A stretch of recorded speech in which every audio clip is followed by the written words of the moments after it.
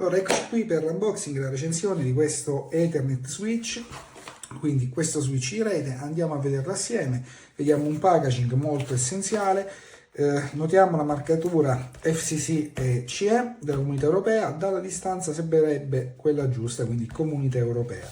Bene, andiamo subito a vederlo assieme, apriamolo.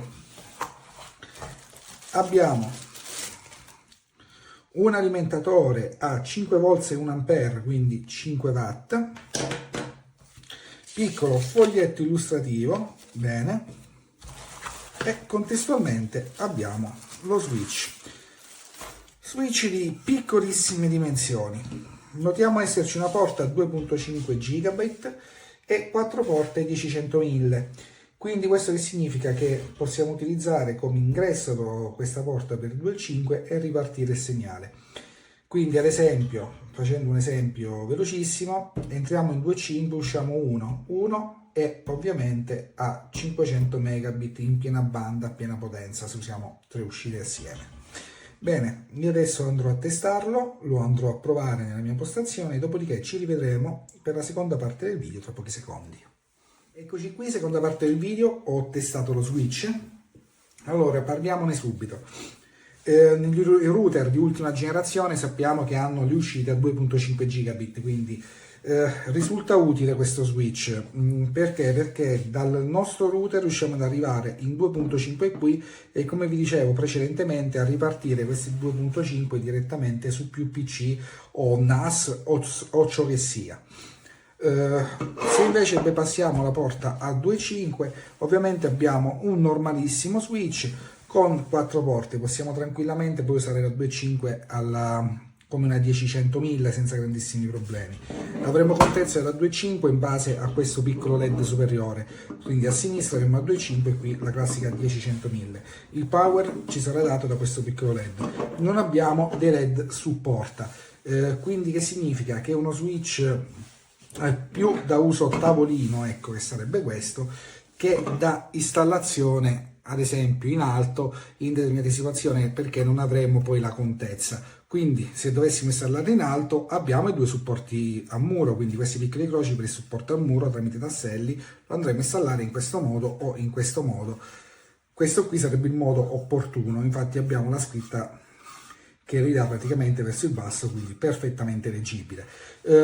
Non scalda esageratamente? Scalda sì, non esageratamente, quindi l'ho lasciato girare per un po', non ho riscontrato grandi problemi, anzi. È un prodotto comunque economico, un buon prodotto, in linea con switch 10-100.000. Che dire, se non possedete una porta 2.5 gigabit sul vostro router, in ambito casalingo vi parlo ovviamente, questo switch potrebbe non servirvi, potrebbe servire uno switch normale, un 10-100.000, quindi è indirizzata all'uso di chi vuole entrare a 2.5 e ripartire il carico. È comunque un prodotto economico. Ho riscontrato una piccolissima problematica da radioamatore, ossia un piccolo disturbo derivante dall'alimentatore switching sulla rete sulla frequenza in onde corte da 0 a 30 MHz, quindi significa che emana un piccolo RFI, un piccolo disturbo, ma questa è una cosa che riguarda solamente i radioamatori, però ci tengo a dirlo per tutti coloro che fanno operazioni radiantistiche e quindi andrebbero a installarlo dentro casa. Ricapitolando, un prodotto economico, buona alla fine la verniciatura, dal basso peso. La mia valutazione finale per questo prodotto è un 4 stelle pieno. Spero di esservi stato utile. This is my review of the Ethernet switch. Pretty sure it's a switch though. So inside the box we have this charger. Got the user manual. It's an unmanaged switch, so they spelled it correctly in the manual, so that's good. So it's pretty simple to use. Here is a quick look at the unit itself. It's sort of like all metal construction. It feels super sturdy. There's 4 little feet on the bottom. They're just part of the case, though. They're all metal. They're not like rubber or anything like that to keep it from slipping around. And then there is a few screw mounts on here, so you can kind of plug it in any which way on the wall, which is quite nice. So you've got 4 ports on the back plus 1 for the uplinks, for a total of 5, and you got your DC port on the back there, and then the display is all on the top. So personally, I kind of like this design because I like to, say, put it in my home theater or something like that, and then all of the cables will run that way, but you can still see the connectivity by looking at the top. You don't have to kind of like peer around back. And also, again, it has the power on the back. I've seen some that have the ports in the front and the power over here, which just kind of doesn't make too much sense in my opinion, but this one is actually fairly well thought out. You can see that there's some ventilation ports on the side and on the bottom as well. So according to the specs here, it'll do 10, 100, and 1000. It'll do Cat 5 and Cat 5e or above. Again, if you want to get the max bandwidth, you're going to have to make sure that you have the proper cabling throughout your house. So if you only have, say, like Cat 5, you're not going to be getting the gigabit speeds. You're going to need at least Cat 5e. So I've got it plugged in right now in my AV unit. You can see the power light is on, and there's a few other sort of additional indicator lights for each one of the cables that's plugged in. So it seems to be working pretty good so far. So I don't have a proper way to benchmark it, but I am getting sort of the maximum download speeds from my internet provider. The maximum speeds that this switch should be able to support would be much greater than this, of course, but again, I don't have a proper tool to do that to benchmark it at this time. So right now this switch comes in a whole bunch of different flavors at different price points. I got this one here. It's $55 Canadian. Overall, I'd say pretty happy with it. I mean, it's really sort of compact. It's skinny. I like the fact that all the ports are on the back and the lights are on the front. So, I mean, this might depend on your situation. Like, say, if you had a rack or something, maybe you prefer to have the lights on the front. But for me, having them on the top is perfectly good. And the price isn't a super bargain or anything like that, but it's pretty reasonable, $55. I mean, that's kind of around the price range that these things go. The only thing I would change about it, I think, is it'd be kind of nice if there was like rubber feet instead of the metal feet, but that's just more being picky than anything. But overall, I am pretty happy with it.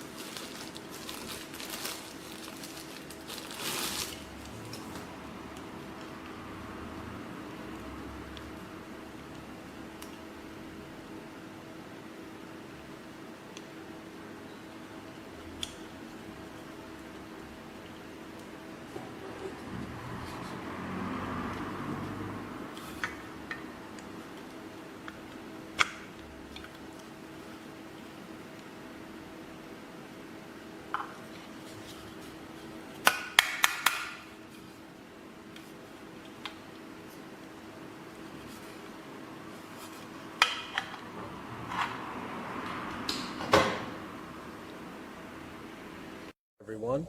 Today I'm going to be reviewing a 5-port multi-gigabyte switch.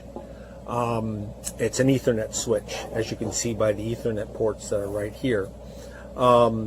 It comes with an adapter right there, so you can plug it into the DC port. This thing is fanless, so it's ultra quiet. The metal frame, it's all metal, probably helps absorb the heat. The one thing that I don't like about this is the listing. They say it's a 5-port gigabyte switch, and that might lead someone to buy it to think that they're going to be able to split their signal into 5 different Ethernets. And as you notice, there are 5 ports on the back, but this one right here is a dedicated port for your input. This is where you input your Ethernet, and that one port can handle up to 2.5 gigabytes. These other 4 are your outputs, so it really is just 4. It takes 1 and turns it into 4, and these can each handle 1 gigabyte each, which is pretty fast. I'm not going to let that bother me, but it does bother me that it says it's a 5-port, because that lets you think that there's 5 outs, and then there's an in somewhere else. This is an in, those are the outs. I tried this, it works great. It does support the speeds that they say. It's completely unmanaged. You don't have to do anything but plug it in and it works, which is a great thing for technical computer equipment. I definitely would give this a 5-star rating and would recommend it to anyone who needs more Ethernet cables.